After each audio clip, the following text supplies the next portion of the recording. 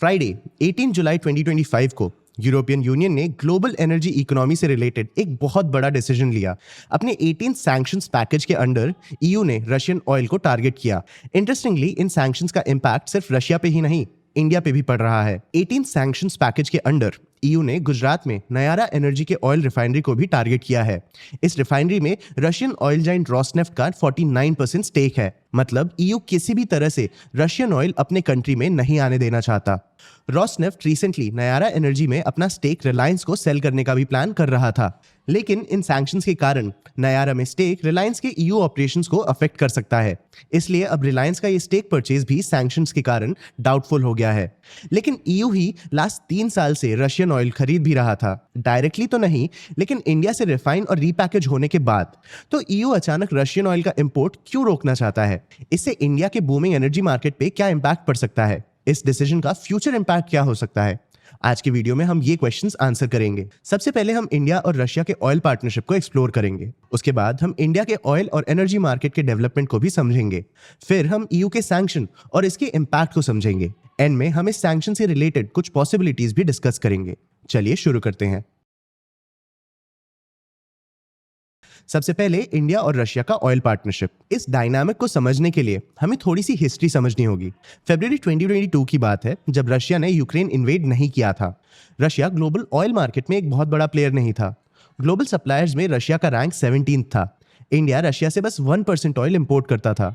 Russia अपना oil mostly Europe को cell करता था और इंडिया अपना ऑयल मोस्टली मिडिल ईस्ट से इंपोर्ट करता था।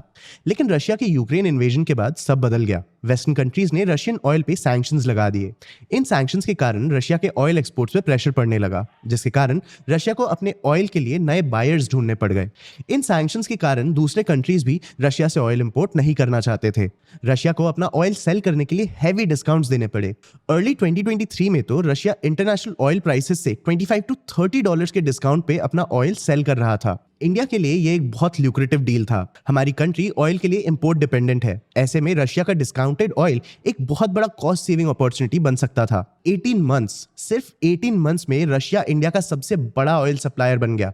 हमारे मंथली ऑयल इंपोर्ट्स में 30 to 40% कंट्रीब्यूशन रशिया का हो गया। आज रशिया के सी रूट से सेल होने वाले ऑयल का 80% इंडिया खरीदती है।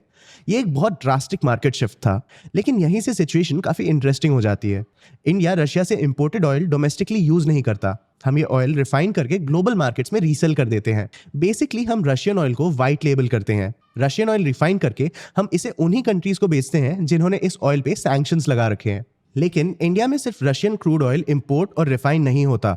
तो इंडिया के पेट्रोलियम प्रोडक्ट्स इंपोर्ट करने वाली कंट्रीज के लिए रिफाइन होने के बाद रशिया का ऑयल डिफरेंशिएट करना या अपने सैंक्शंस को एक्सटेंड करने का कोई तरीका नहीं था। तो प्लान तो काफी सॉलिड था और इसका फायदा मिल रहा था इंडिया के प्राइवेट ऑयल रिफाइनर्स को। ये इंटरनेशनल रेट से चीपर क्रूड ऑयल इंपोर्ट कर रहे थे और इन्हें रिफाइन करके वापस स्टैंडर्ड प्राइसेस पे इंटरनेशनल मार्केट्स में बेच रहे थे। इससे ऑयल रिफाइनर्स के मार्जिन्स इंप्रूव हो रहे थे। सबसे बड़ा फायदा मिल रहा था 2 प्लेयर्स को, रिलायंस इंडस्ट्रीज और नयारा एनर्जी। दोनों प्लेयर्स ने इंडिया के ऑयल एक्सपोर्ट्स में काफी कंट्रीब्यूट किया। रिलायंस का जामनगर रिफाइनरी दुनिया का सबसे बड़ा सिंगल साइट रिफाइनरी है। ये रिफाइनरी हर दिन लगभग 1.4 million barrel crude oil process करता है। 2022-23 पीरियड में रिलायंस ने 36.1 million ton petroleum products export किए थे। ये इंडिया के 2022-23 के टोटल फ्यूल एक्सपोर्ट का 80% था। नयारा ने भी अपने टोटल प्रोडक्शन का 40% एक्सपोर्ट किया था। ये स्ट्रैटेजी 2024 तक अच्छा चल रहा था, लेकिन फिर ग्लोबल रिफाइनिंग मार्जिन्स गिरने लग गए। सितंबर 2024 तक ग्लोबल रिफाइनिंग मार्जिन का benchmark Singapore complex refining margin सिर्फ $1.6 पर बैरल तक गिर गया। ये 2020 के बाद लोएस्ट मार्जिन था। यूरोपियन डीजल मार्जिन भी 2022 के $30 to $40 पर बैरल के पीक से गिर गया। अगस्त 2024 तक ये मार्जिन $13 पर बैरल तक गिर गए। रिलायंस और नयारा जैसे प्लेयर्स का ये ऑयल वाइट लेबलिंग बिजनेस अब धीरे धीरे अनसस्टेनेबल बनता जा रहा था। लेकिन इन प्लेयर्स के पास एक और अपॉर्चुनिटी थी, इंडिया का डोमेस्टिक मार्केट, जहां चाइना का फ्यूल कंजम्पशन अपने पीक तक पहुंच चुका था और यूरोपियन ऑयल कंजम्पशन भी स्लो ही था। इंडिया जैसे ग्रोइंग इकोनॉमी का ऑयल एपेटाइट बढ़ रहा था। डीजल कंजम्पशन की बात करें तो 2022-23 में इंडिया ने 85.9 मिलियन टन डीजल कंज्यूम किया था। 2024-25 तक ये नंबर 91.4 मिलियन टन तक बढ़ गया। 2022-23 पीरियड में इंडिया का पेट्रोल कंजम्पशन 35 मिलियन टन था। 2024-25 तक ये नंबर 40 मिलियन टन तक बढ़ गया। और इस ग्रोइंग ऑयल कंजम्पशन का रीजन हमारा लो मोटराइजेशन। इंडिया में अभी भी पर 1000 पीपल बस 22 कार्स हैं। कंपेयर करें तो यूएस में हर 1000 लोगों के लिए 821 कार्स हैं। मतलब इंडिया के पास अभी भी एक बहुत बड़ा रूम फॉर ग्रोथ है। 2024 इंडिया के कार इंडस्ट्री के लिए भी एक अच्छा साल था। इंडिया में आज तक के highest passenger vehicle sales record हुए 4.3 मिलियन यूनिट्स। प्रीवियस रिकॉर्ड 2023 में था जब 4.1 मिलियन यूनिट सेल हुए थे। मतलब इंडिया में ऑटोमोबाइल परचेज एक ग्रोइंग ट्रेंड पे है। तो जाहिर सी बात है कि इन ऑटोमोबाइल्स को चलाने के लिए फ्यूल कंजम्पशन भी इंक्रीज होगा ही। रिलायंस और नयारा ने इस डिमांड को कैप्चर करने में भी बिल्कुल देर नहीं की। रशियन ऑयल अभी भी इंटरनेशनल प्राइसेस से चीपर रेट्स पे इंपोर्ट हो सकते थे और ग्लोबल मार्केट में मार्जिन्स वीक होने के बावजूद डोमेस्टिक प्राइसेस में डिमांड पोटेंशियल हाई था। 2024-25 में दोनों कंपनीज ने मिलकर इंडियन डीजल सेल का 11.5% और पेट्रोल सेल्स का 9.2% कैप्चर किया था। 2022-23 में दोनों कंपनीज का डीजल और पेट्रोल मार्केट्स में कंबाइंड शेयर बस 5.2% और 6.7% था। इस ग्रोथ के 3 ड्राइवर्स थे। पहला ड्राइवर था नेटवर्क एक्सपेंशन। रिलायंस जियो बीपी यानी ब्रिटिश पेट्रोलियम का जॉइंट वेंचर इंडिया में 1916 फ्यूल स्टेशंस ऑपरेट करता है। इस फ्यूल स्टेशन के नेटवर्क को एक्सपैंड करने के लिए $10 बिलियन इन्वेस्ट करने का प्लान भी है। नयारा ने भी 6500 स्टेशन के साथ इंडिया का लार्जेस्ट प्राइवेट नेटवर्क बिल्ड किया है। 2025 में कंपनी और 400 नए स्टेशन ऐड करने का प्लान कर रही है। दूसरा ड्राइवर है एग्रेसिव प्राइसिंग। जियो बीपी और नयारा दोनों कंपनीज कुछ रीजन्स में स्टेट रिफाइनरीज के प्राइसेस से ₹5 कम तक के डिस्काउंट्स पे अपने प्रोडक्ट्स बेचते हैं। इंडिया जैसे price sensitive value seeking market में ये डिस्काउंट्स इन दोनों प्लेयर्स को एक बड़ा एडवांटेज देते हैं। थर्ड ड्राइवर है कंपनीज का एग्जिस्टिंग नेटवर्क। रिलायंस और नयारा दोनों कंपनीज ने चीप रशियन इंपोर्ट्स का फायदा उठाया। स्टेट ओन रिफाइनर्स को गवर्नमेंट पॉलिसीज के कारण दूसरे प्रोक्योरमेंट पॉलिसीज फॉलो करने पड़ते हैं, जिसके कारण वो इन कॉस्ट्स को मैच नहीं कर पाते। इन तीनों ड्राइवर्स का रिजल्ट भी काफी क्लियर था। फाइनेंशियल ईयर 25 के फोर्थ क्वार्टर में रिलायंस के domestic petrol sales year on year 24% बढ़ गए। नयारा ने भी अपने प्रोडक्शन का 70% डोमेस्टिक मार्केट्स में ही सेल किया। ये 48% का ईयर ऑन ईयर इंक्रीज था। लेकिन डोमेस्टिक मार्केट्स में सक्सेस मिलने के बावजूद इंडियन रिफाइनर्स ने एक्सपोर्ट्स बंद नहीं किए थे और यूरोप इंडियन रिफाइनर्स का सबसे बड़ा एक्सपोर्ट डेस्टिनेशन था। केपलर के डेटा के हिसाब से ईयू के इंडिया से क्लीन पेट्रोल इंपोर्ट्स 2023 से डबल हो चुके हैं। ईयू के इंडियन ऑयल का monthly average 2 lakh barrels per day से ज्यादा हो चुका है।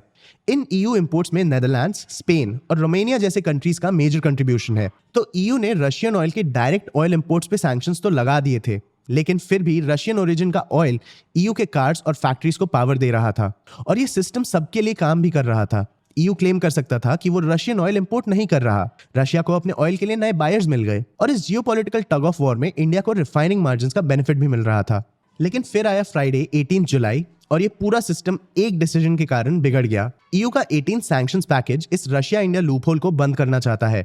इस सैंक्शंस पैकेज के थ्रू ईयू अपने रशिया से इंपोर्ट होने वाले ऑयल के प्राइस का मैक्सिमम लिमिट $60 पर बैरल से $47.6 पर बैरल तक कम कर रहा है। इससे रशिया के लो क्रूड ऑयल प्राइसेस से मिलने वाले प्रॉफिट्स पे भी एक हार्ड लिमिट लग जाता है। ईयू ने रशियन क्रूड ऑयल से बने रिफाइंड प्रोडक्ट्स पे इंपोर्ट बैन भी लगाया है और रोसनेफ्ट के 49% स्टेक के कारण नयारा एनर्जी के वाडिनार गुजरात के 20 मिलियन टन रिफाइनरी पे डायरेक्ट सैंक्शंस भी लगाए गए हैं। इसलिए रोसनेफ्ट नयारा में अपना स्टेक रिलायंस को सेल करने की कोशिश कर रहा था, लेकिन ईयू सैंक्शंस के कारण ही ये सेल अब रिलायंस के लिए कम लुक्रेटिव हो सकता है। इसलिए स्टेक सेल शायद एक डाउटफुल पोजीशन में फंस चुका है। नयारा के लिए ये एक बड़ा चैलेंज हो सकता है। ईयू के सैंक्शंस पैकेज के अंडर रोसनेफ्ट के स्टेक होल्डिंग के कारण नयारा अब European link banks, European technology और यूरोपियन ऑयल मार्केट्स में एक्सेस खो सकता है। तो ईयू रशियन ऑयल के इंपोर्ट्स को रोकने के लिए काफी अग्रेसिव स्टेप्स लेने को तैयार है। लेकिन अब एक सवाल ये भी आता है कि क्या ये सैंक्शंस इंपोज करना पॉसिबल भी है? आफ्टर ऑल ऑयल एक फंजिबल कमोडिटी है। मतलब चाहे वो मिडिल ईस्ट से इंपोर्ट किया गया हो या रशिया से, रिफाइन होने के बाद क्रूड ऑयल अपने रिजल्टेंट प्रोडक्ट्स में कन्वर्ट हो जाता है। उस फिनिश्ड प्रोडक्ट से सैंक्शंस मानने के लिए रशिया के पार्ट्स अलग नहीं किए जा सकते।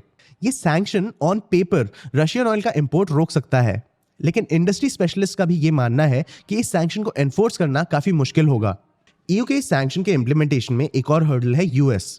Global oil transactions US dollars में प्रोसेस किए जाते हैं और सारे पेमेंट्स यूएस फाइनेंशियल सिस्टम्स के थ्रू पास करते हैं। यूएस के इन्वॉल्वमेंट के कारण ईयू के लिए ये प्राइस कैप इंप्लीमेंट करना मुश्किल हो सकता है। यूएस ने ईयू के डिसीजन को ओपनली सपोर्ट तो नहीं किया है, लेकिन यूएस ने भी रशिया पे 100% सेकेंडरी टैरिफ्स प्रपोज किए हैं जब तक रशिया यूक्रेन के साथ पीस नेगोशिएट नहीं कर लेती। बढ़ते जियोपॉलिटिकल टेंशंस में इंडिया ने भी रिस्पॉन्ड किया है। मिनिस्ट्री ऑफ एक्सटर्नल अफेयर्स के स्पोक्सपर्सन रणधीर जायसवाल ने इस सिचुएशन पे कमेंट भी किया। उन्होंने कहा कि इंडिया किसी यूनिलैटरल सैंक्शन मेजर को सपोर्ट नहीं करता। इंडियन गवर्नमेंट के लिए अपने सिटीजन्स का एनर्जी सिक्योरिटी उनके लिए सबसे जरूरी है। इंडिया के ऑयल मिनिस्टर हरदीप सिंह पुरी ने इंडिया के इंपोर्ट डाइवर्सिफिकेशन पे भी कमेंट किया। उन्होंने कहा कि इंडिया के पास 27 to 40 कंट्रीज का डाइवर्सिफाइड सप्लायर पोर्टफोलियो है। अब इन सैंक्शंस का एग्जैक्ट इंपैक्ट क्या होगा ये बताना तो मुश्किल है, लेकिन कुछ पॉसिबल सिनेरियोज हैं जो एक्सपेक्ट किए जा सकते हैं। सबसे पहला पॉसिबिलिटी ये है कि ईयू इस सैंक्शन को इफेक्टिवली एनफोर्स ही ना कर पाए। तब शायद ग्लोबल ऑयल मार्केट्स में कुछ माइनर चेंजेस आ सकते हैं, लेकिन प्लेयर्स के पोजीशंस में शायद बहुत बड़े चेंजेस ना आए। अगर ये सैंक्शन सक्सेसफुली इंप्लीमेंट हो जाता है तो इंडिया वापस अपना फोकस फॉरेन मार्केट से डोमेस्टिक मार्केट्स में शिफ्ट कर सकता है। इस सिनेरियो में यूरोपियन मार्केट्स में ऑयल शॉर्टेज के कारण फ्यूल प्राइसेस बढ़ सकते हैं। आपको क्या लगता है, इनमें से कौन सा आउटकम सबसे ज्यादा पॉसिबल है? क्या आपके हिसाब से कोई थर्ड पॉसिबल आउटकम है? अपने व्यूज हमें कमेंट सेक्शन में जरूर बताना। आगे आप कौन से टॉपिक्स पे वीडियोस देखना चाहते हो ये भी हमें कमेंट सेक्शन में जरूर बताना। अगर ये वीडियो आपको इन्फॉर्मेटिव लगा तो इसे लाइक और शेयर जरूर करना। ऐसे ही और वीडियोस के लिए चैनल को सब्सक्राइब भी कर लेना। आज की वीडियो के लिए इतना ही। मैं हूं आपका होस्ट देव। मिलते हैं अगले वीडियो में।